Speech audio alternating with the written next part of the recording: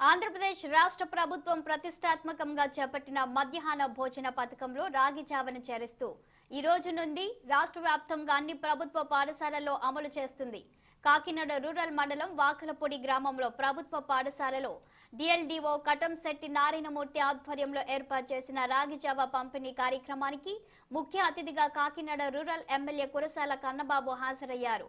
జ్యోతి ప్రజ్వలన చేసి కార్యక్రమాన్ని ప్రారంభించి విద్యార్థులకు రాగి జావ పంపిణీ చేశారు. అనంతరం కన్నబాబు మాట్లాడుతూ ప్రభుత్వం విద్యా వ్యవస్థకు పెద్దపీట వేసి నాడు నేడు కార్యక్రమం కింద మౌలిక వసతులు కల్పించి విద్యార్థులకు ఆరోగ్యకరమైన ఇంటి భోజనంలా అందిస్తున్నామన్నారు. ఏ ముఖ్యమంత్రి చేయని విధంగా జగన్మోహన్ రెడ్డి రాష్ట్రంలో పేదలకు సంక్షేమ పథకాలు అందిస్తూ విద్యార్థులకు ప్రభుత్వ స్కూల్లో ఇంగ్లీష్ మీడియం ప్రవేశపెట్టి మధ్యాహ్న భోజనంలో ప్రతిరోజు మెనూ మార్చి అందిస్తున్నట్టు కన్నబాబు తెలిపారు. ఈ కార్యక్రమంలో ఎండీఓ శ్రీనివాస్, ఎంఈఓ గణేష్ బాబు పాల్గొన్నారు. ముఖ్యమంత్రి జగన్మోహన్ రెడ్డి గారు మరొక బృహత్తరమైన కార్యక్రమానికి శ్రీకారం చుట్టారు.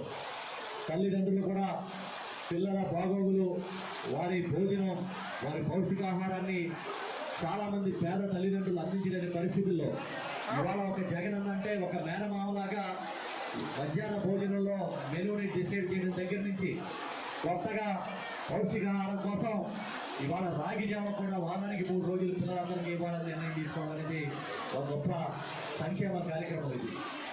ఎందుకంటే ఇవాళకి పిల్లల్లో చాలా మందికి రక్తహీనత కానీ పౌష్టికాహార లోపంతో వచ్చే ఎన్నో కంటి వ్యాధులు వంటివి ఇబ్బందులు ఉన్నాయి. వీటన్నిటినీ గమనించి వారానికి 3 రోజుల పాటు రాగి జావ ఇవ్వాలి, మిగతా 3 రోజులు చిక్కీ ఇవ్వాలని చెప్పి నిర్ణయం తీసుకుని పెద్ద ఎత్తున రాష్ట్రం అంతా అమలు చేస్తూ ఉన్నారు. ఇదేమీ చిన్న విషయం కాదు. ఏదో రాగి జావే కదా అనిపించవచ్చు, కొన్ని వందల కోట్ల రూపాయలు ఖర్చు పెడతా ఉన్నారు. సత్యసాయి ట్రస్ట్తో అనుసంధానమై ప్రభుత్వం